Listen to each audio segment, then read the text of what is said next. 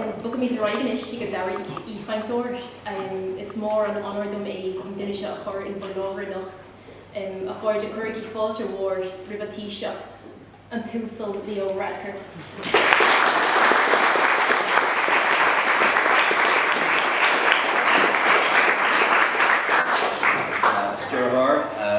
Teanga Corja agus bhíú go léir.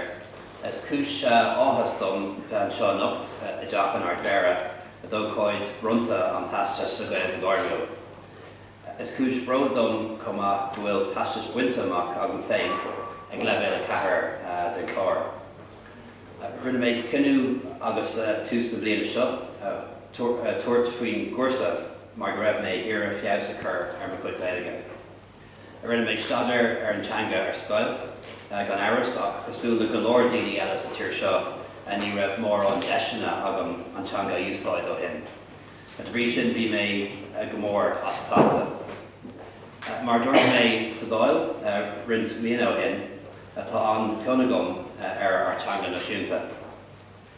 Níl mé féin có tapaí nó có líofa agus bhuaithlam a bheith Gaeilge ach tá iireacht mhór á dhéanamh agam agus tá dul chun cinn déint agam le bliain nó gáinús tásúlagam. Mar hí an tíre is mian lom de ampla bhairt don pobl agus níos mó daoine a spreagú leis na Gaeilge úsáid in áhéal. Tá mé gcuint anasóltas an tuairis teanga seo agus tugam curú do daoine eile i Chatlam.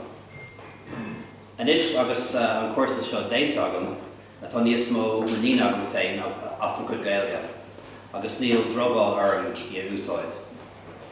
Tásúla gom go breathan sibse atá tar éis an cuirsa dhéanamh díreach mar an ggéine. Agus tásúla gom go mbeidh fonóramh an Gaeilge úsáid sábhar agus seirbhísí trí Gaeilge chur ar fáil don phobal agus don ar saránaí. Credim féin agus credim an rialta seo go láidir in acht teangacha I figiúla. A chuige sin tá cead thugta going billa nua reachú chun an acht a lasú agus tám ag súlga méid na colachaí an aristáit job acu in ann é a thuirt a scór an Oireachtas gan bhfuil. Gan áras tá go leor fós le déanamh ó thaobh na Gaeilge ach braham go bhfuil míid ag dul sa tróceart. Tá an áthas orm go bhfuil ag éirí go maith leis an cuirsa seo agus tá mé buíoch de forst na Gaeilge as an tacaíocht atá curtha ar fáil acu d'orbairt an cuirsa le chuig bliana nús. A cuairdeas le gach duine agus tá súlagam go leanaí sibh ormh ag fealm an Gaeilge. Gur míle mágat agus íhuagadh.